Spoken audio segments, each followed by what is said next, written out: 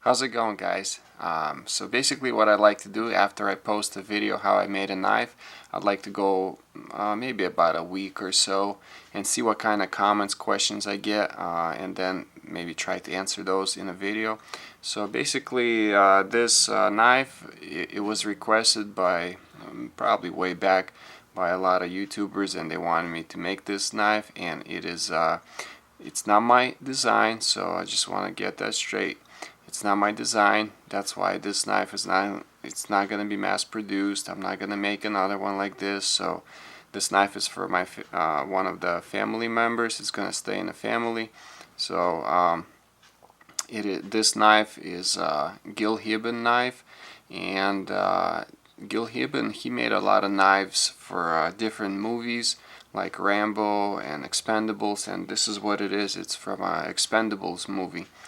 And basically I modified it a little bit because Gil Huben's knife, the Legionnaire, the handle is pretty square, and I wanted to round it off a little more, and the handguard is more square looking, whereas mine I made it more oval. So those are the biggest changes that I did with this knife. Also, my knife doesn't have a fuller, and that is basically because I do not have a milling machine.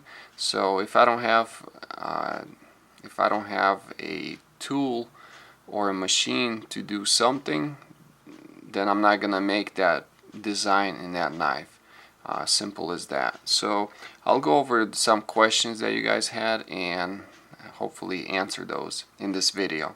One of the questions was basically because I posted a previous video how much each knife I sold for, and I told you guys that I'll be posting a video pretty soon, and I showed you the finished product of the knife, but it took almost a month for me to post the video and the reason is because I tried to contact my leather guy and couldn't get a hold of him for like a week or so, and by the time I got hold of him, by the time I found time to go and drive up an hour and a half to see him and drop it off, and and then what happened was a guy at his work got injured, so he had to work double shift or so, a lot of hours basically, and he couldn't finish the leather sheath for me, so it took him almost 2 weeks to get it done. And as soon as I got the knife back, I had to touch it up again and take some pictures of it, sharpen it, and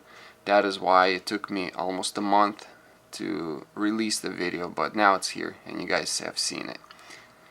The other question was how sharp it is, and basically what I did, I used a 220 grit belt on my grinder, and after I sharpen it, I use a leather strap,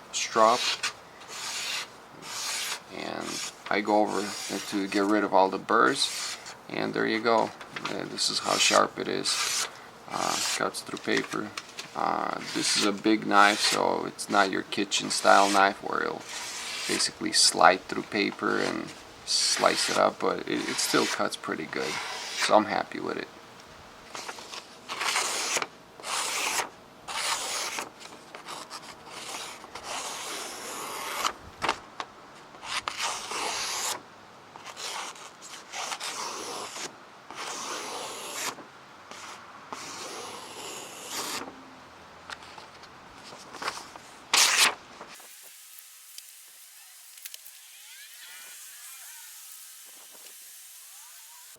There was a question, how balanced is it? Where's the balance point? So here it is.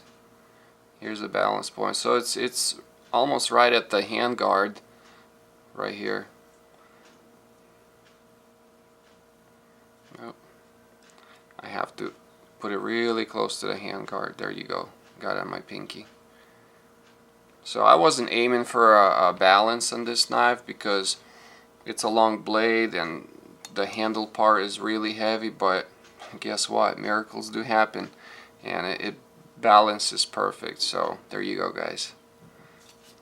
Somebody commented that I bet my hands were really itchy from not wearing gloves or when I grinded the carbon handle, and actually it ground very fine and smooth.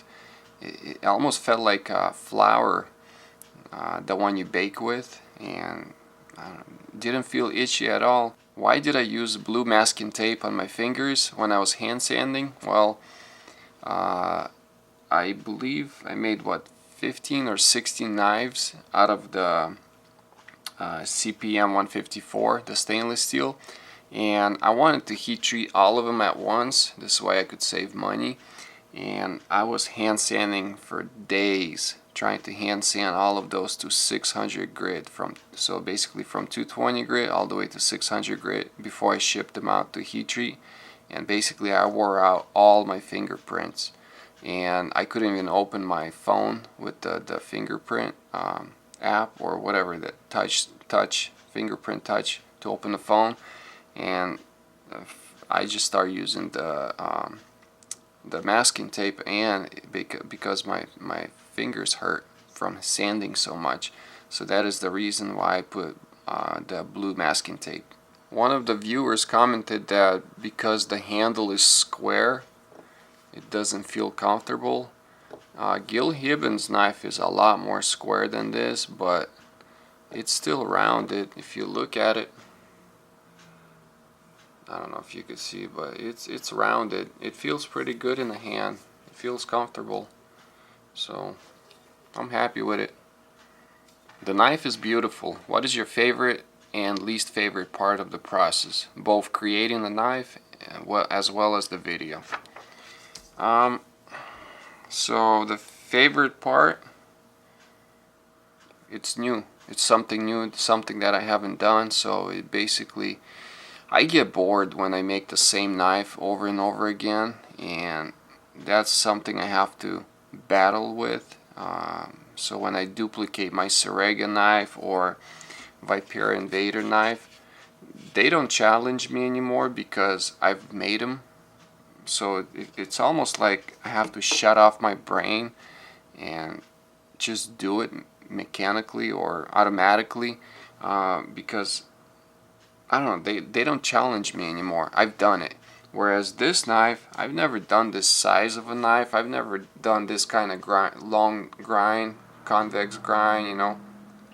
Also, I battled with putting a handguard on, but basically this knife made me think, come up with new ways to make this knife, and that was the fun part. When I started making this knife, I had no idea how I was going to make this part, what spacers I was going to use, what type of material handle I was going to use. I didn't even know how I was going to put this on. For a moment I thought I was just going to make this one big piece and slide it on, put a hole through in the middle, put a decorative pin, and that's the way I was going to secure it. Or I was going to drill the handle out in a way that when the glue is in, the handle would not come off, and on a metal part right here, I would make like teeth or something, so when the glue dries up, the handle wouldn't move. That was my original thought, but I wanted to kind of duplicate Gil Huben's knife, and I wanted the metal handguard and a pommel. So yeah, that was the favorite part that I had to think to make this knife. The least favorite part was I was afraid to mess up on this knife, and I'll tell you why. If you guys go to NewJerseySteelBaron.com, go look at how much stainless steel cost. This is CPM 154, and compare it with the high carbon steel. It's like 4 or 5 times more expensive.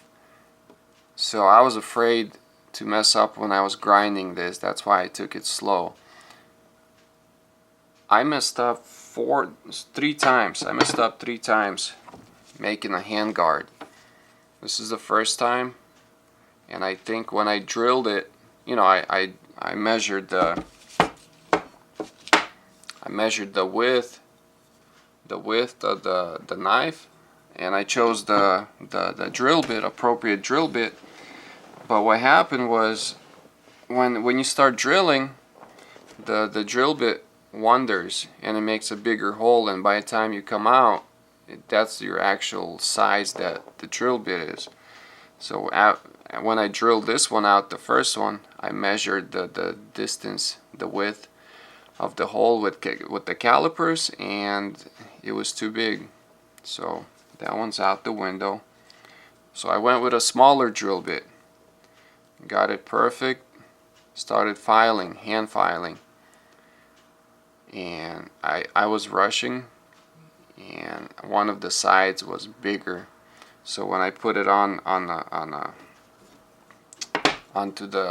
fitted it basically onto the knife, you could see a gap on the side. So this is a junk. Then finally I got this part done. It perfect. It sat perfect, no gaps. And I was working a lot of nights at one point, and working on a knife during the day. And at some point I didn't work on a knife for like a week or 2 weeks, didn't touch it. So when I came back to work on it again, I grabbed this and I said, oh, okay, I remember I gotta make this corner, you know, curve. It's got to be curved, right? So I start grinding it, and then when I put it on the knife, you know, put it on the knife, this part right here, if you could see my drawing with the pencil, you see where it ended? So when you turn it sideways, this part was extended. So I either had to grind this part up and have it sit a little bit higher, or make another handguard, and that's what I did. I basically discarded this one, all three of them, and made another one. And I told myself, slow down, and that's what I did. Slow down and work thoroughly, make sure I don't make no mistakes, and this one came out perfect. Now I had to transfer, because all the red carbon fiber was already fitted on this. I had to carefully transfer all these little holes that I drilled and threaded. I had to transfer everything onto the new hand guard. So that was very frustrating and scary. Well, the other reason why the least favorite part was the steel is expensive. I messed up 3 times on the handguard. Now this spacer right here, the red one, I know you guys can't see in the video, but in the pictures you could see it. That's about $10. At the end it's about $10. This block, I bought it from I'll put it in a video. I think it's AJ Composite or something like that. This block of handle of carbon fiber is $150. So if you mess up on that handle, say goodbye to your $150.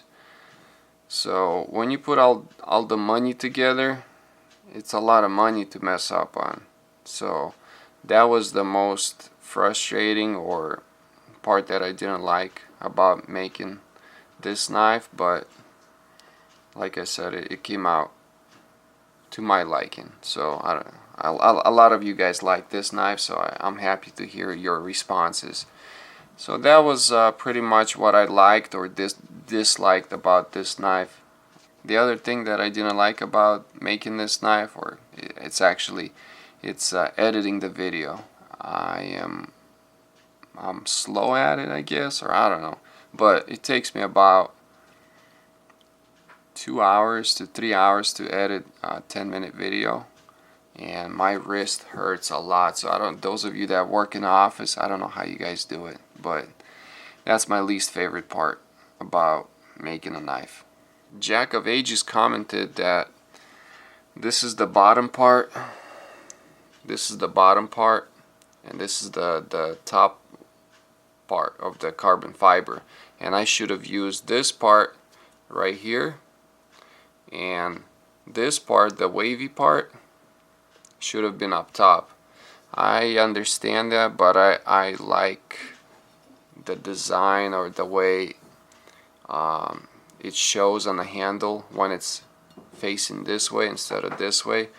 I didn't want a bunch of blocks or squares to be on the side, so this area right here, the curvy waves, I like it more on the side of the knife, and that's why I went with this style or this side. Basically, it's a personal preference. Such an amazing work, man. That was really nice to watch. May I ask, how many hours did it take to finish this knife? I don't keep track of hours that I work on a knife, but this knife I started in January. But meanwhile, I made 15 knives from the same steel. So I worked on it a little bit. Basically what I did, I cut out all the knives, I ground them, I profiled them, and then I used the belt grinder to grind all the bevels, and then I hand sanded all of them, and I shipped them out to heat treat. And then I made the Stingray cleaver while they were out in the heat treat, so I wanted something for you guys to watch. So when they all came back, I worked on it a little bit, and when I got frustrated with some, the handguard didn't work out, I would go work on the other knives, on the other blanks there. So that's why it took me so long to. It didn't take me actually from January to now to work on it. It just, I worked on different knives while making it, so no specific time how long it took for me to make it. I don't even know. Why did I send it out for heat treating? This is CPM 154 cm stainless steel, and I do not have an oven to get the temperature up to 1900 degrees. So plus after that you gotta put it through cryogenics. It's easier for me to just ship it out and get it professionally done. I'm looking at future, if I get into mass producing knives, I'm probably still gonna ship them out and just let the professionals deal with the heat treating. If you guys, for those of you that follow me for a long time, remember when I made 2 gut hook knives and I made a Viper Invader knife? After they came back from the heat treat, they had this gray scale on them, and I had a hard time hand sanding that stuff off of the knife. And I remember Nick Wheeler saying something where you throw it in the vinegar and it makes it softer, and the scale comes off softer. And I threw that in I know I don't show it in the video because that after I hand sanded them, I remembered it, and I threw it in the vinegar. The next day it was such a delight to hand sand. It came off so fast. So there was somebody on Instagram that contacted me and said, why don't you use Bionton blades? They do heat treating in California, close to your home. I said, alright, I'll try them out. So I shipped them out, all 15 knives or 16, to get them heat treated. And when they came back, I was surprised. They had no grayscale on them. It almost looked like as if I just finished hand sanding them and sent them out, and they came back looking the same.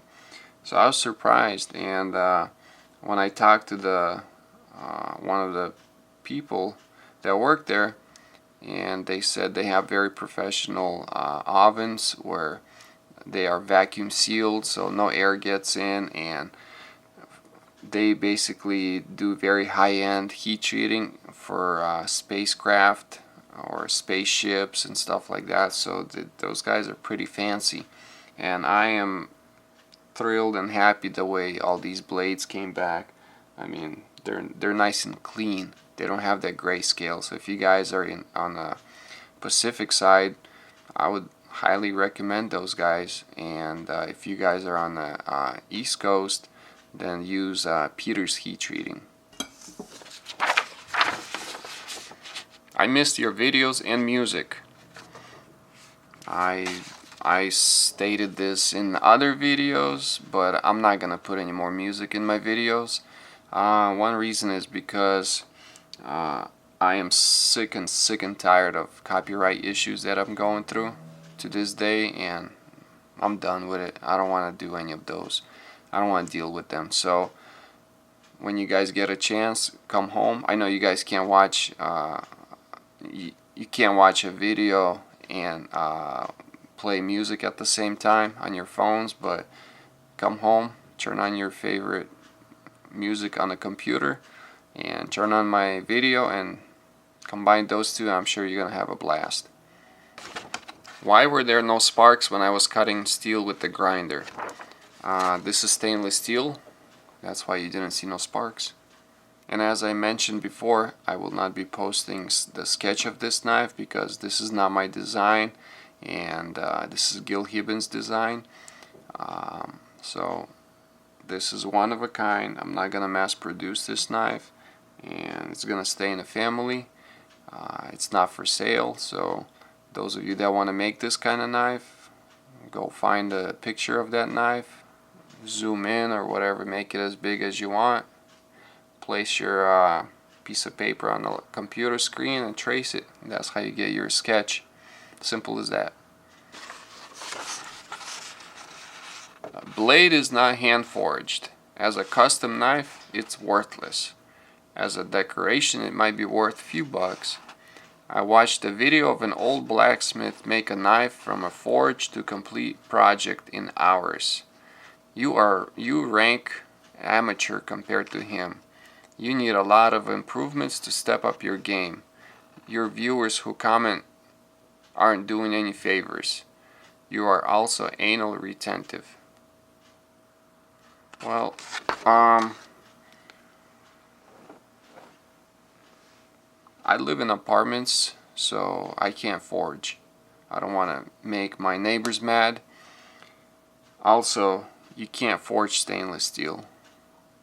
I mean, you can, but the process is very complicated. Not a lot of people can do that. So technically, usually people don't forge stainless steel. There are people or buyers, customers that will not buy a knife from you unless it's forged. And that's fine. If that's how you want your knife to be made, from being forged and, with a hammer, that's absolutely fine.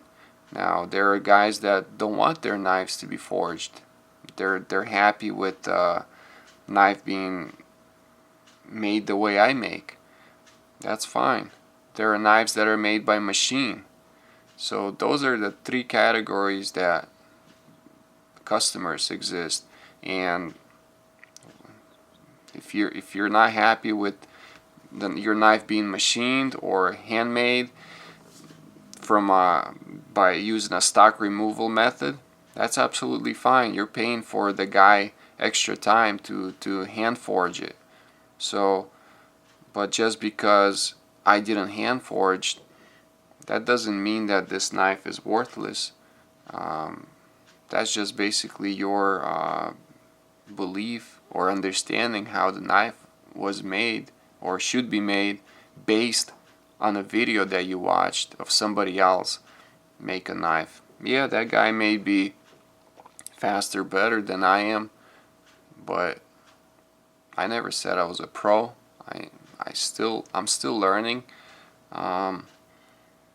But also being an anal retentive, I had to look that up because I didn't know what that meant. And it basically means it's a person who pays a lot of attention to detail to a point that it becomes an obsession, and it may be annoyance to others. So I'm basically making you mad by being by paying a lot of attention to detail, but that's just who I am. It comes from my mom's side. She was brought up that way to do everything right the first time, and my mom told me a story where she was knitting.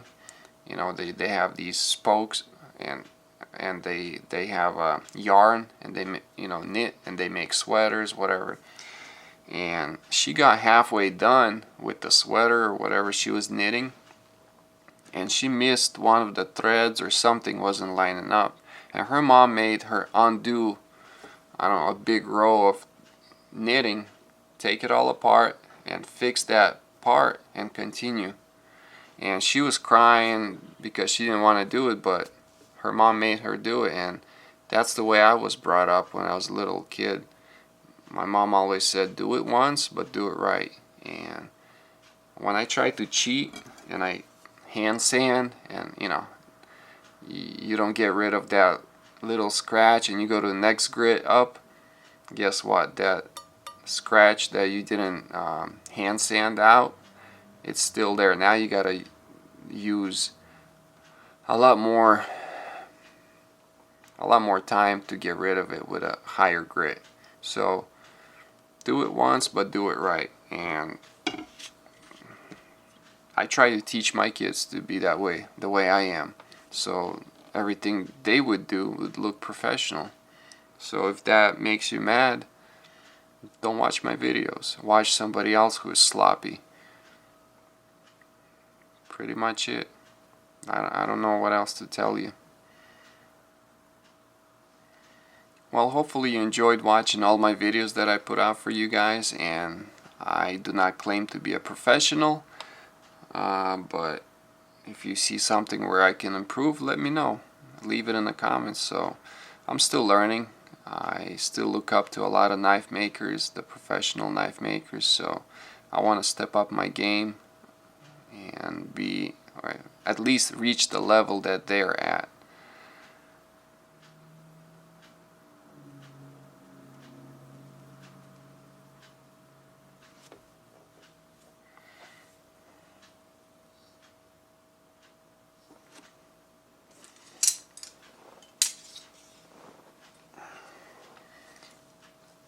I don't know what knife I'm gonna make next for the video, but I still gotta work on all these knives and get them done so I could sell them.